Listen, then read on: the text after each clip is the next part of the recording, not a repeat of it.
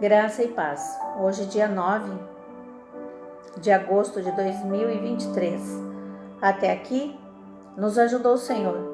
No livro de 1 Coríntios 12, 27, diz assim: Ora, vós sois corpo de Cristo e individualmente membros desse corpo. O título da nossa devocional hoje, da nossa meditação é Unidos em um só corpo, parte 2 e final. Diversidade na unidade. Diz assim o texto: porque assim como um corpo temos muitos membros, e nem todos os membros têm a mesma operação. Assim nós, que somos muitos, somos um só corpo em Cristo, mas individualmente somos membros uns dos outros. Romanos 12, 4 e 5. Outras passagens, como Coríntios 12 e Efésios 4, enfatizam a mesma verdade. Pedro extrai a seguinte conclusão prática: cada um administre aos outros o dom como o recebeu, como bons dispenseiros da multiforme graça de Deus. 1 Pedro 4, 10. Notemos nessas passagens a diversidade dos dons todos. Temos recebido algum dom e somos exortados a utilizá-lo. Consciente da graça de Deus que nos foi dado, mas também é fundamental que cada um não pense em si mesmo além do que convém. Antes pense com moderação, conforme a medida da fé que Deus repartiu a cada um. Romanos 12, 3, 2 Coríntios 10, 13. Tanto o complexo de inferioridade, 1 Coríntios 12, de 15 ao 17, quanto o orgulho nos impede de usar para o bem do nosso corpo os dons da graça. Que não haja divisão no corpo, mas antes tenham os membros igual cuidado uns dos outros. 1 Coríntios, capítulo 12, do verso 21 ao 25. Então, com essa mensagem, nós terminamos de falar sobre unidos em um só corpo, batizados em um só Espírito e diversidade na unidade. Nós temos a leitura complementar de Marcos capítulo 6, do verso 30 ao 56, que eu quero compartilhar com você. A primeira multiplicação de pães e peixes. Jesus anda sobre o mar. Jesus em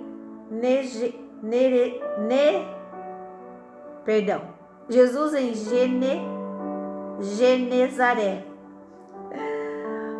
Alguns momentos, algumas palavras eu tenho uma dificuldade tremenda de expressar, mas eu creio que quem está me ouvindo não está prestando atenção nos erros que aqui eu cometo de leitura, mas sim prestando atenção no que o Espírito do Senhor está dizendo a nós como Igreja de Cristo. No 12 aqui, no 6, o 30, fala sobre Jesus que estava voltando com os apóstolos e eles relataram tudo quanto haviam feito e ensinado. E então Jesus disse: vinde, repousar um pouco, à parte num lugar deserto, porque eles não tinham tempo nem para comer, visto serem numerosos os que iam e vinham. Então foram sós no barco para um lugar solitário. Muitos, porém, os viram partir. Reconhecendo-os, correram para lá, a pé, de todas as cidades, e chegaram antes deles.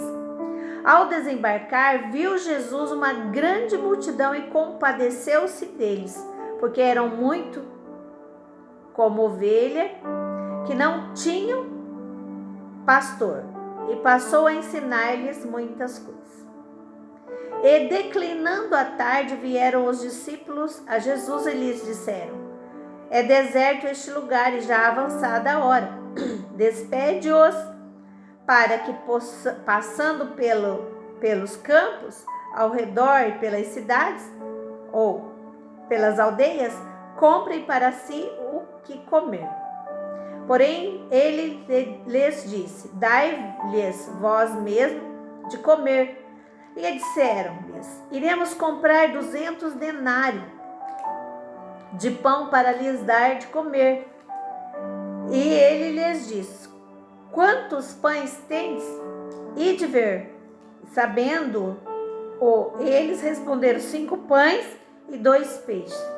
Então Jesus lhes ordenou que todos se assentassem em grupos sob a relva verde, e o fizeram, repartindo-se em grupos de 100 em 100 e de 50 em 50. Tomando ele os 5 pães e os 2 peixes, erguendo os olhos ao céu, os abençoou, e partindo os pães, deu-os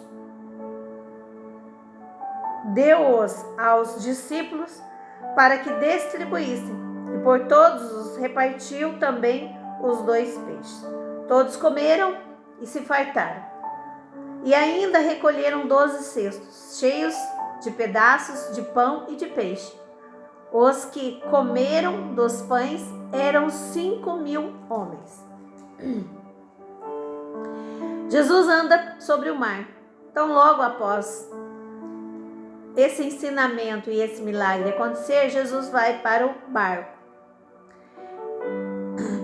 Jesus, logo a seguir, compeliu Jesus e seus discípulos a embarcar, a passar adiante para o outro lado, a Betsaida. Enquanto ele despedia a multidão, e tendo-os despedido, subiu ao monte para orar. Ao cair da tarde, estava no barco no meio do mar, e ele sozinho na terra. E vendo-os com dificuldade a remar, porque o vento lhes era contrário, por volta da 4ª vigília da noite, veio ter com eles andando sobre o mar, e queria tomar-lhes a dianteira.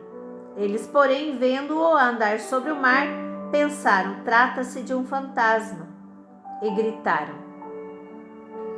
Pois todos ficaram aterrados à vista dele. Mas logo lhes falou e disse: tende bom ânimo, sou eu, não temas. E subiu para o barco para estar com eles. E o vento cessou. Ficaram entre si atônitos, porque não haviam compreendido o milagre dos pães antes, e o seu coração estava endurecido. Aí Jesus está em Genezaré. Estando já no outro lado, chegaram à terra em Genezaré, onde apontaram. Saindo eles do barco, logo o povo reconheceu Jesus. Percorrendo toda aquela região, traziam em leitos enfermos para onde ouviu que ele estava. Onde quer que ele entrasse, nas aldeias, cidades ou campos, punham os enfermos nas praças, rogando-lhes que os deixassem tocar, ao menos na orla de suas vestes. E quando Jesus a tocava, e quantos a tocavam, saíam curados. Aleluia. Louvado seja Deus pela sua palavra maravilhosa que nos ensina mais um dia. E Jesus aqui, nos ensina que nós somos importantes, independentemente de qual parte do corpo somos. Ou seja, você está na igreja, você é parte do corpo de Cristo, certo? Não importa se você ali faz um pequeno serviço. Vou colocar aqui, de repente você limpa o banheiro, varre a igreja. De repente você tira a poeira dos assentos. Ou simplesmente você cuida das taças onde colocam o óleo para unção. Ou de repente você só leva o copo de água para o pastor no altar. Ou às vezes você está na portaria, como porteiro ou porteira, um diaconisa, um diácono, cumprimentando os que chegam. E muitas das vezes você se sente frustrado por essa atividade que você desempenha ali na casa de Cristo. Não se sinta assim. Você é importante. para o reino de Deus. Você está no corpo de Cristo. Enquanto há essa diversidade de fazer, há unidade no corpo de Cristo. E se você está cansado, se sentindo magoado, triste, se sentindo inferior aos outros, você está caracterizado como doente. E um membro doente, o que a gente tem que fazer? Nós temos que curá-lo. E quando a gente está com algo em nosso corpo que está doente, o que nós fazemos? Nós vamos ao médico. Ali nós relatamos para o médico como é que nós nos sentimos, não é verdade? Aí o médico vai fazer um pré-diagnóstico. Vai te dar alguns remédios.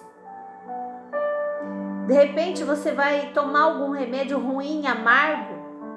De repente você vai tomar até uma injeção. Como inclusive foi ontem o meu caso, que fui para o médico, tomei injeção, tomei um soro, fiquei lá,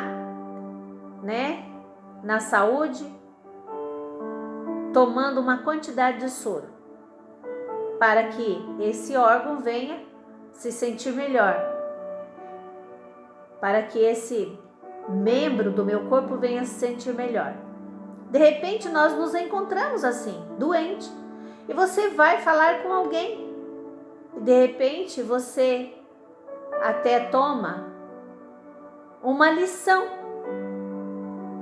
E você de repente não gosta. Não é verdade? Mas lembre-se que o Senhor corrige quem Ele ama. O médico dá aquele remédio às vezes amargo, aquela agulhada, para você melhorar, para você até sarar, que não venha ter um diagnóstico pior. Porque se você não melhorar, ou se o seu órgão que está adoecido não melhorar, você precisa fazer outros tipos de exames para ver o que está acontecendo. E às vezes assim acontece conosco na igreja. Precisamos passar por alguns estreitos para que possamos ser sarados, curados, literalmente, para que possamos começar a ter a graça de Cristo em nós. Que palavra maravilhosa o Senhor está nos ensinando hoje. E com isso, nós vamos ser curados, nos sentimos sarados, literalmente. E a gente pode ler aqui que no pouco Jesus fez muito, porque ele estava ali com uma grande multidão e o povo vinha de longe para vê-lo e ouvi-lo. E ele tinha ali poucos pães e poucos peixes. Mas tudo ali foi feito em ordem, decência. Jesus pediu para que os discípulos ajuntassem essas pessoas em grupos de 100 e de 50. Então Jesus repartiu aquele pão e aquele peixe, dando a Deus graças, e pediu para que os discípulos distribuíssem ao povo. Mas antes o que Jesus pediu? Organização. Depois Jesus agradeceu e depois distribuiu. E depois de feito isso, ele pediu que recolhesse tudo quanto sobrou. E ali eles notaram que foi alimentado mais de 50.000 homens. Mas ali, será que aqui fala somente na questão masculina, mas será que não tinham ali mulheres e crianças, adolescentes? Depois desse milagre, o Senhor anda sobre as águas e Jesus também cura a muitos enfermos. Muitos doentes, muitos demônios são expulsos em nome de Jesus, pelo Jesus, o Nazareno. Então, o Senhor hoje vem nos ensinar, vem nos exortar. Algo precisa ser feito. Algo precisa acontecer comigo e com você. Olha que palavra maravilhosa. Com essa palavra eu quero que você pense, que você medite, que você aceite de bom grado a correção do Senhor para a tua vida, em nome de Jesus. Que o Senhor Deus te abençoe e abençoe a sua família, em nome do Pai, do Filho e do Espírito Santo. Amém.